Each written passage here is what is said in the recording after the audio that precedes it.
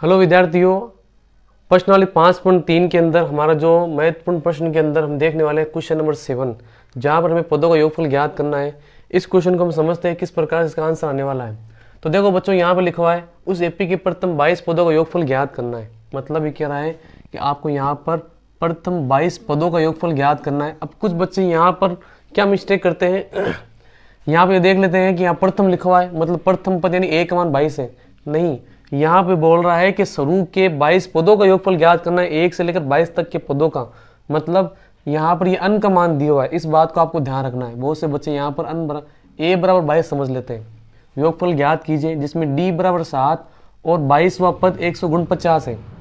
तो यहाँ पर सबसे पहले आपको हमें पता है आपने पिछले लेक्चर के अंदर पढ़ा था कि यहाँ पर पदों को योगफल ज्ञात करने का फॉर्मूला क्या है। पदों को योगफल ज्ञात करने का फॉर्मूला ये है कि असन बराबर, यहाँ पे इधर लिख लेते हैं, असन बराबर होता है अन बटे 2 ब्रैकेट 2a प्लस अन माइनस 1 d। ये होता है पदों को योगफल ज्ञात करने का फॉर्मूला। तो इसके अंदर देखो बच्चों, हमारे पास में है क्या, अन का मान दिया हुआ है, डी का मान दिया हुआ है, लेकिन ए का मान यहाँ पर हमें दिया हुआ नहीं है। और यही हमारे लिए टास्क है कि पहले हमें ए का मान निकालना है, फिर हमें यहाँ इस फॉर्मूले का यूज करना है। समझ में आ गए। तो यहाँ पर ए का मान निकालने के लिए इसने हमें क्या दिया है, इसने हमें ये दिया है कि 22वां पद, जो 22वां पद 149 है। तो सॉल्यूशन में देखते हैं किस आधार पर इसका सॉल्यूशन निकलने वाला है।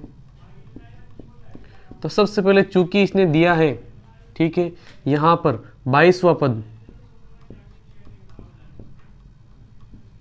बराबर 149, इसका मतलब ये 5.2 के आधार पर a22 बराबर 149।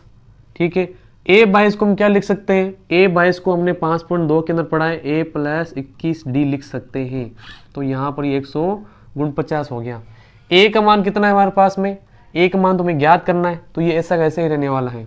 और फिर यहाँ पर इसको ऐसे कैसे रख देते हैं, 21 का 21, d का मान क्वेश्चन में दिया हुआ है, देखो यहाँ पर 7, तो 7 लिख देते हैं, d बराबर 149। यहाँ पर a प्लस वापस से 7 एकम 7, 7 दूनी 14 बराबर 149। ठीक है, 147 को बराबर के उस तरफ भेज देते हैं, तो बराबर 149 माइनस 147, तो a बराबर 149 माइनस 47।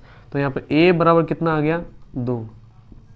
इस आधार पर हमें a का मान मिल चुका है, तो हम आसानी से आराम से इस फॉर्मूले के अंदर यहाँ मान रखेंगे और यहाँ पर हम 22 पदों का योगफल निकाल लेंगे। तो इसके लिए हमारे पास क्या क्या चाहिए, इस फॉर्मूले का यूज़ करने के लिए हमें क्या क्या चाहिए, हमें a का मान चाहिए, a का मान कितना आ गया 2, d का मान चाहिए, d का मान कितना आ गया हमारे पास में 7 दिया हुआ है, और अन का मान कितना है 22 है, ये आ गया।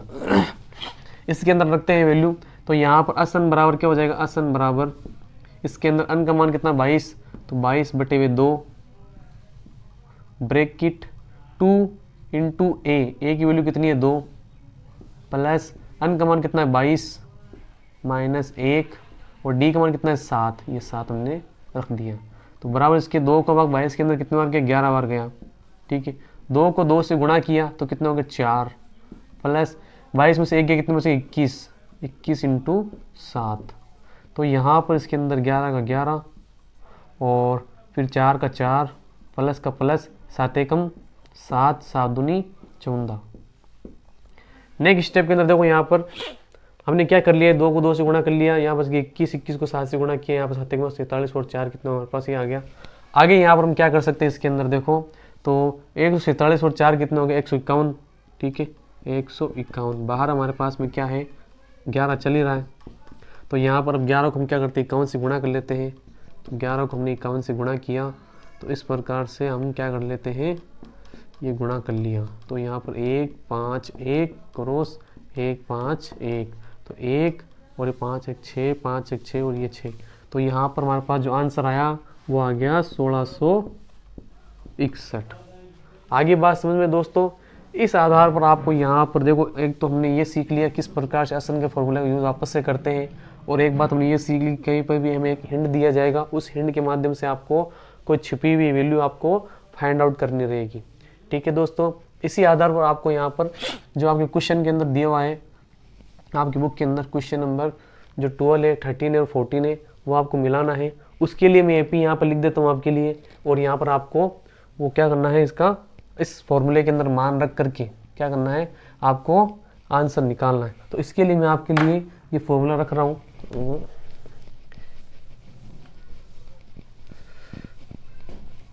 इनके लिए AP दे रहा हूँ आपको मैं, जिसके अंदर आप ये मान रख करके आसन का फॉर्मूला आपको यूज़ करना है।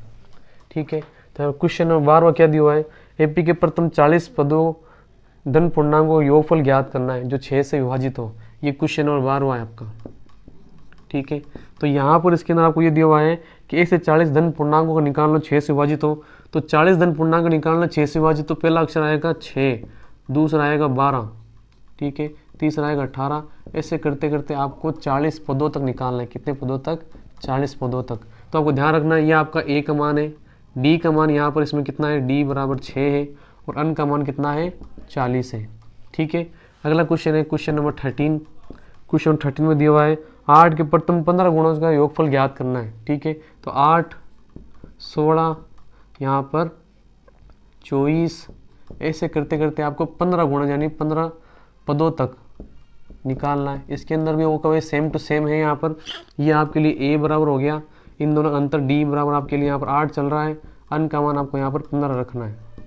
ठीक है बच्चों, और अगला है यहाँ पर प्रैक्टिस के लिए आपके लिए क्वेश्चन नंबर 14। यह बोल रहा है 0 से 50 के बीच में विषम संख्या का योग ज्ञात करना है। तो 0 से 50 के बीच में विषम संख्या कौन कौन सी आती है वो पहले हम डिसाइड कर लेते हैं। इस क्वेश्चन में देखो यहाँ पर ये बहुत ही इंपॉर्टेंट क्वेश्चन है, आपको ध्यान रखना है।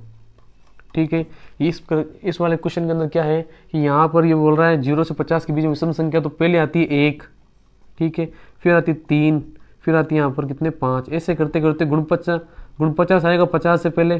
तो यहाँ पर आपके पास A बराबर तो 1 है, D बराबर आपके पास यहाँ पर 2 है, लेकिन N का मान यहाँ पर पहले आपको निकालना पड़ेगा।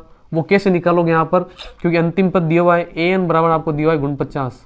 तो प्रश्नावली 5.2 का उपयोग करते हुए उसमें किस प्रकार से अंतिम पद दिया हुआ रहता है, तो हम N का मान निकालते हैं।